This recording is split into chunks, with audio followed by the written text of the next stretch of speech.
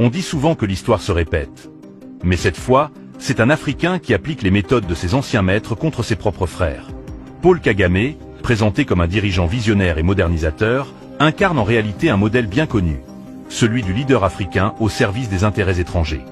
Derrière les discours sur la stabilité du Rwanda et le développement économique, se cache une vérité plus sombre. Kagame utilise les mêmes tactiques que les colonialistes pour asseoir son pouvoir et enrichir ses alliés. Comme les impérialistes d'hier, il divise pour mieux régner, attisant les conflits en République démocratique du Congo pour s'assurer un contrôle sur ses ressources. Il justifie ses guerres par des mensonges, prétendant défendre la sécurité du Rwanda, alors que son véritable objectif est le pillage des minerais congolais. Pendant que les médias occidentaux le célèbrent comme un modèle de leadership, il passe sous silence son rôle dans l'instabilité régionale et l'exploitation des richesses africaines. Aujourd'hui, nous allons déconstruire le mythe de Paul Kagame et montrer comment il n'est qu'un exécutant zélé du néocolonialisme, utilisant des méthodes dignes des anciens colons pour servir un agenda qui n'a rien d'africain. Restez jusqu'à la fin de la vidéo, car vous avez besoin de savoir la vérité.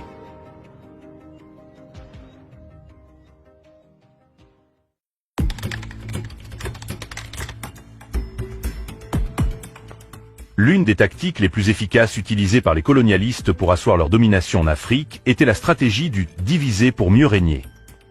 En exploitant les différences ethniques, religieuses ou régionales, ils créaient des tensions internes, affaiblissaient les peuples et facilitaient ainsi leur contrôle sur les territoires et leurs ressources. Aujourd'hui, Paul Kagame applique exactement la même méthode en République démocratique du Congo, pour servir ses propres intérêts et ceux de ses alliés étrangers. Les puissances coloniales européennes ont systématiquement utilisé cette stratégie pour mieux contrôler les populations africaines. Au Rwanda sous la Belgique, la colonisation a institutionnalisé certaines différences ethniques entre le peuple rwandais. Je tiens à bien souligner qu'au Rwanda et au Burundi, il n'y a pas d'ethnie. Ce que l'on appelle Hutu, Tutsi et Twa, étaient des classes sociales. Dans les royaumes du Rwanda et du Burundi, la société était organisée de manière fluide. Un Hutu pouvait devenir Tutsi en accumulant du bétail et de la richesse, et inversement, un Tutsi pouvait devenir Hutu s'il perdait ses biens. En aucun cas, on n'a dit que cette personne était Hutu Tutsi ou Twa à cause de son apparence physique.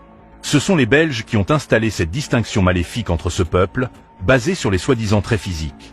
Il est vraiment regrettable que ce peuple ait cru à ce mensonge des colonisateurs et qu'il continue à le croire jusqu'à aujourd'hui.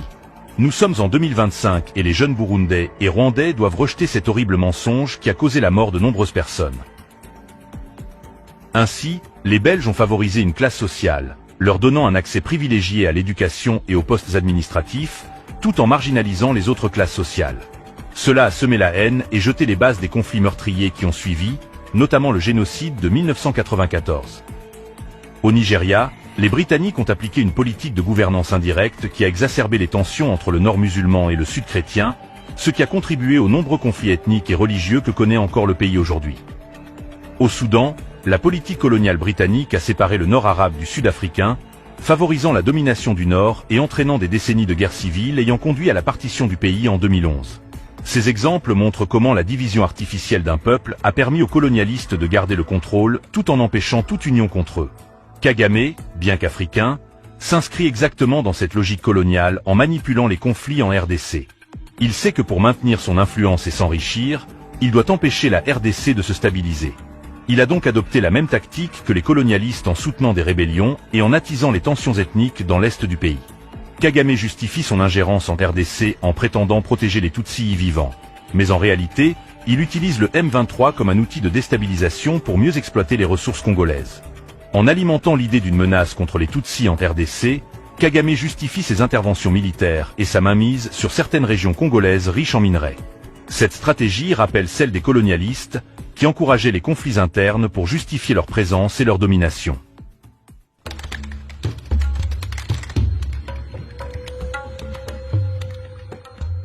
L'histoire coloniale regorge de mensonges destinés à justifier l'exploitation de l'Afrique. L'un des plus grands d'entre eux fut la soi-disant mission civilisatrice, une propagande selon laquelle les puissances européennes venaient en Afrique pour éduquer, moderniser et protéger les populations locales. En réalité, derrière ce discours se cachait un objectif bien plus cynique, le pillage systématique des ressources naturelles du continent. Aujourd'hui, Paul Kagame reprend exactement la même méthode, mais sous une autre forme. Il prétend protéger le Rwanda contre des groupes armés opérant en République démocratique du Congo, alors que son véritable but est de s'accaparer les minerais stratégiques congolais, indispensables à l'industrie mondiale. Depuis plusieurs années, Kagame justifie ses incursions militaires en RDC en affirmant que son pays est menacé par des groupes rebelles, notamment les Forces démocratiques de libération du Rwanda, FDLR, composées en partie d'anciens génocidaires réfugiés au Congo après 1994. Cette rhétorique lui permet de légitimer ses interventions armées et de masquer ses véritables motivations. Mais en réalité, ces actions servent principalement à garantir le contrôle du Rwanda sur l'exploitation illégale des ressources congolaises. Le coltan, un minerai essentiel pour la fabrication des téléphones portables, ordinateurs et consoles de jeux, est particulièrement convoité. La RDC détient environ 60% des réserves mondiales de coltan, et pourtant, ce n'est pas elle qui en profite le plus. Une grande partie de ce coltan est extrait illégalement par des groupes armés soutenus par Kigali, puis exporté via le Rwanda, qui le revend sur les marchés internationaux comme s'il en était le producteur. Kagame applique ainsi une version moderne du système colonial, où les richesses africaines sont pillées au profit d'une élite et des multinationales occidentales. De nombreux rapports des Nations Unies et d'organisations indépendantes ont documenté le rôle central du Rwanda dans le vol des ressources congolaises. Un rapport de l'ONU de 2022 a confirmé que l'armée rwandaise et le groupe rebelle M23, soutenu par Kigali, exploitent illégalement les mines de l'Est du Congo.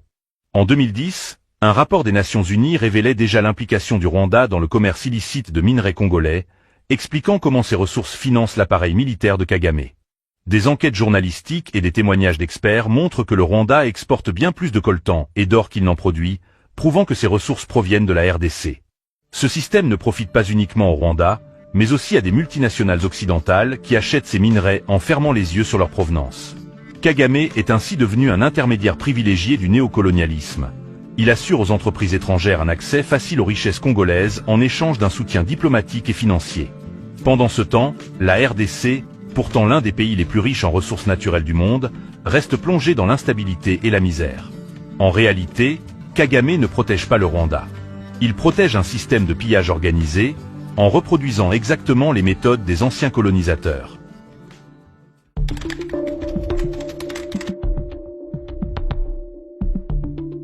L'histoire nous a montré que les grandes puissances utilisent toujours des mensonges pour justifier leur guerre et masquer leurs véritables intentions. Lors de l'invasion de l'Irak en 2003, les États-Unis ont prétendu que Saddam Hussein possédait des armes de destruction massive, une affirmation qui s'est révélée totalement fausse mais qui a servi d'excuse pour s'emparer du pétrole irakien.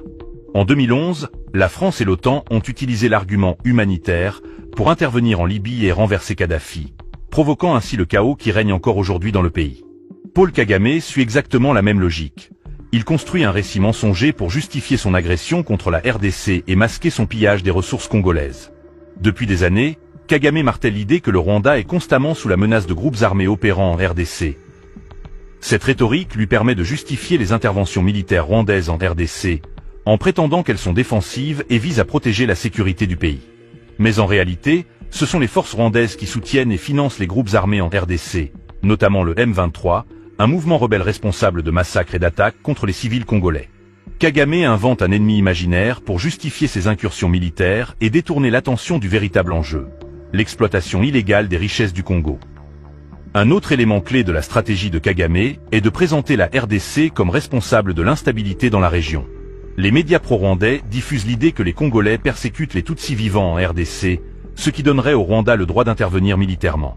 Pourtant, les faits montrent que c'est bien Kagame qui alimente la guerre en soutenant des rébellions et en entretenant un climat de violence pour empêcher la RDC de se stabiliser. Les médias occidentaux ont largement contribué à façonner l'image de Kagame comme un leader visionnaire et un héros de la reconstruction rwandaise après le génocide de 1994. Ce récit flatteur passe sous silence les crimes de guerre du régime rwandais en RDC, le pillage des ressources congolaises et les répressions brutales contre l'opposition au Rwanda. Pendant que Kagame est célébré comme un modèle de développement en Afrique, le drame congolais est ignoré. Ce silence complice des médias permet à Kagame de continuer ses exactions sans subir de véritables pressions internationales.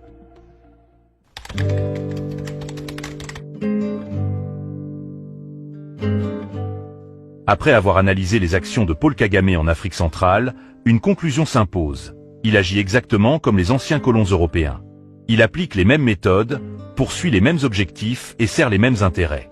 Son rôle n'est pas celui d'un leader africain soucieux du développement de son peuple, mais bien celui d'un intermédiaire du néocolonialisme. Comme les colonisateurs qui ont semé la discorde en Afrique pour mieux asseoir leur domination, Kagame exploite les divisions ethniques et attise les conflits en RDC. Il finance et arme des groupes rebelles, notamment le M23, afin de maintenir le chaos à l'est du Congo. Cette stratégie lui permet d'empêcher la RDC de se stabiliser et de se développer, tout en garantissant au Rwanda un accès aux précieuses ressources congolaises. Les colonisateurs européens divisaient les peuples pour mieux les contrôler. Kagame fait de même avec ses propres frères africains. L'une des principales motivations des puissances coloniales était l'exploitation des ressources naturelles africaines au profit de leurs économies. Aujourd'hui, Kagame applique la même logique. Il vole le coltan, l'or et le cobalt congolais pour les revendre sur les marchés internationaux. Mais le Rwanda ne profite pas réellement de ces ressources, car elles sont aussitôt envoyées en Occident, où elles alimentent les industries technologiques des grandes puissances. En réalité, Kagame ne construit pas une puissance économique rwandaise indépendante, il sert de relais entre les multinationales et les richesses congolaises. Le rôle qu'avaient les colons hier, c'est lui qui l'assume aujourd'hui.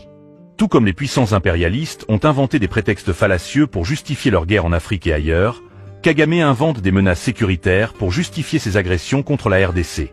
Il prétend défendre le Rwanda contre des groupes armés hostiles, alors qu'il est lui-même le principal instigateur de l'instabilité dans la région. Ce mensonge bien orchestré lui permet de bénéficier d'un soutien financier et militaire de la part des puissances occidentales, qui voient en lui un allié fiable dans leur politique de domination de l'Afrique. La question essentielle est la suivante. Quelle différence y a-t-il entre un colon blanc et un colon noir? Dans les deux cas, l'Afrique est pillée, exploitée et divisée. Dans les deux cas, les richesses du continent ne bénéficient pas aux Africains. Kagame n'est pas un dirigeant au service de l'émancipation africaine, il est un agent du système impérialiste qu'il a formé et soutenu. L'Afrique doit se réveiller. Il est temps d'ouvrir les yeux sur ses leaders, qui ne sont que des instruments du néocolonialisme. Ils se présentent comme des défenseurs de leur peuple, mais ils ne font que perpétuer l'exploitation du continent sous une autre forme. Ne nous laissons plus tromper par les beaux discours et les fausses images de succès. L'avenir de l'Afrique ne se construira pas avec des Kagame, mais avec des dirigeants véritablement engagés dans l'indépendance et le développement du continent. Si cette vidéo vous a ouvert les yeux, partagez-la massivement. L'Afrique a besoin de vérité, pas de mensonges.